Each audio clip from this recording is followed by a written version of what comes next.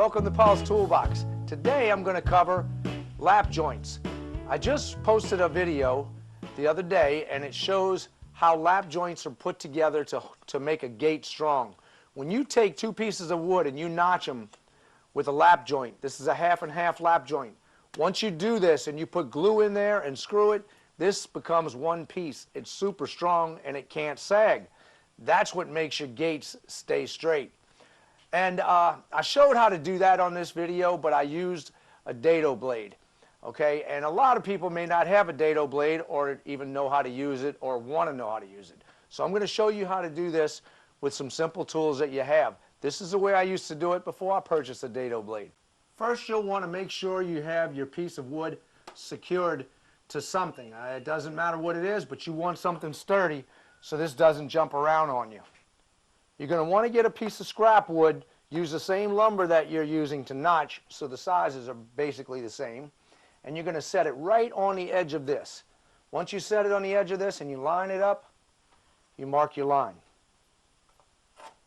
This is a speed square, and this is the only speed square. Other companies make right angle squares, but only Swanson has the speed square. All right, we're going to take this. I'm going to set it down and use this as a guide to make my cut. Now we have to make a perfect mark right here for the depth. So I'm going to measure this out, and this is 1 5/8, so I'm going to go 13/16 right here to get the middle of it. Make sure your saw is unplugged. Now that my guide is set up to make the cut right on that line with this depth, I'm going to take my speed square, set it on the side, and set my plate right up against it. I'm going to hold them together and make a straight cut first. I'm going to take my saw, plug it in, put my safety glasses on, and we'll make this cut. My first cut, I want to be right on the inside part of this line. I'm going to leave just a tiny part of that line on there. You don't want to remove that line because you may go too far.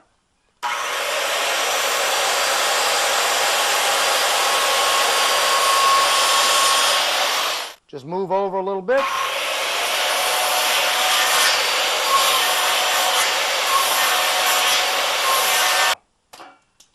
You see how I have this flat part to work with? I can chisel this out real easily, or I can use a multi-tool for it. Here's my multi-tool, and this is a great tool for trimming out things like this.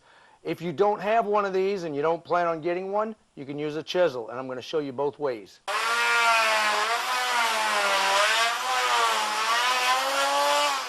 You see how easy it takes it off? Now I'm going to show you with a chisel in a minute. I'll get a couple of pieces off and then I'll use a chisel for it.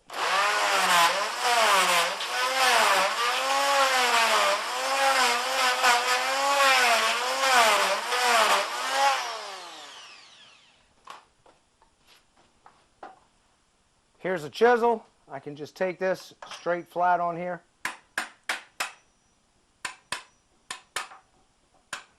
And just tap it right out. It comes right out real clean.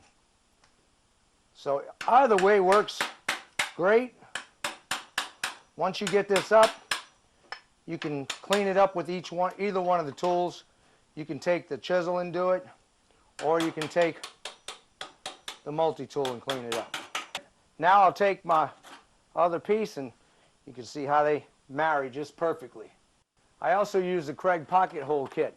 All right, I did not have this years ago, so I'll show you how I did it then.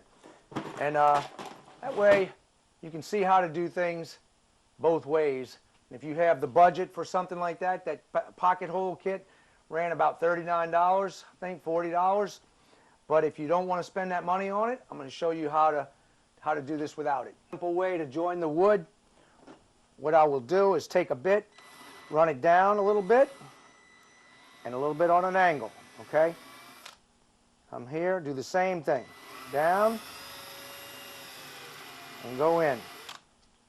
You're basically making your own pocket holes. Not as neat because we're not making furniture, so we don't have to have it as neat.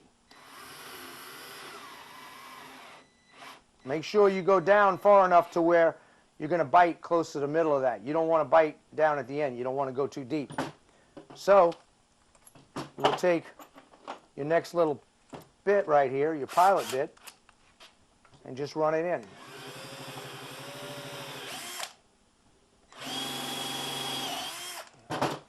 You see my two holes? Right here and here. Now I can set it up. Get my screws in here. And I'm going to use my star bit.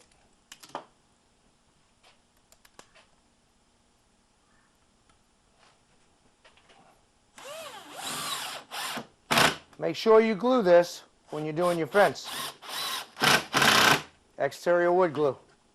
Well, that's it for now. I hope these tips helped. Don't forget to subscribe. Check out Paulstoolbox.com for all my archive videos. Hit like for me, because it always helps. Thumbs up. And I'll see you on the next project.